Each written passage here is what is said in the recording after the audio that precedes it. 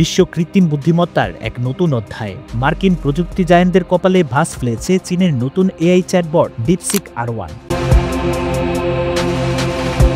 মাত্র কয়েক সপ্তাহ আর তাতেই কেঁপে উঠেছে প্রযুক্তি বিশ্ব। ওপেন এআই, গুগল, মাইক্রোসফট এরা যেখানে $100 কোটি বিনিয়োগ করেছে, সেখানে মাত্র $60 লাখ খরচ করে ডিপসিক R1 বিশ্বজুড়ে আলোড়ন সৃষ্টি করেছে। কিন্তু কি এই ডিপসিক R1? এটিই বা এত জনপ্রিয় হলো কেন?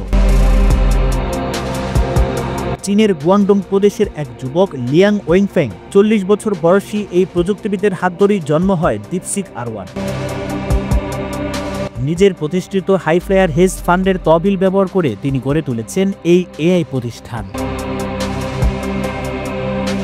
কিন্তু কিভাবে? বাজারে আসা মাত্র কয়েকদিনের মধ্যে অ্যাপল স্টোরে সবচেয়ে বেশি ডাউনলোড হয় এই ডিপসিক R1।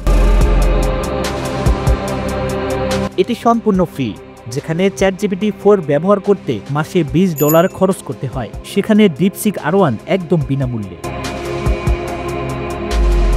এটি শুধু ChatGPT, জেমিনি বা কোপালেটের সমকক্ষই নয়, অনেক ক্ষেত্রে আরও বেশি কার্যকর। বিশেষ করে গাণিতিক বিশ্লেষণ ও কোডিংয়ের ক্ষেত্রে এটি সেরা পারফরমেন্স করছে। NVIDIA 50100 চিপের সাহায্যে তৈরি এই প্রযুক্তি ওয়াল স্ট্রিট কাঁপিয়ে দিয়েছে। শেয়ার বাজারে শুধু NVIDIA-ই হারিয়েছে $600 বিলিয়ন। এটি ওয়াল স্ট্রিটের ইতিহাসে একদিনে সর্বোচ্চ লোকসানের রেকর্ড। যুক্তরাষ্ট্রের প্রেসিডেন্ট ডোনাল্ড ট্রাম্প একে দেখছেন সতর্ক বার্তা হিসেবে। প্রযুক্তি বিশেষজ্ঞরা বলছেন এটি মার্কিন এআই একাধিপত্যের জন্য বিশাল চ্যালেঞ্জ। তবে প্রশ্ন থেকে যায়, এত অল্প সময়ে ডিপসিক R1 যেবারে মার্কিন প্রযুক্তির বাজারে প্রভাব ফেলছে, তা কি সত্যি টেকসই হবে, নাকি এটি এক যুগান্তকারী প্রযুক্তি যা বদলে দেবে কৃত্রিম বুদ্ধিমত্তার ভবিষ্যৎ?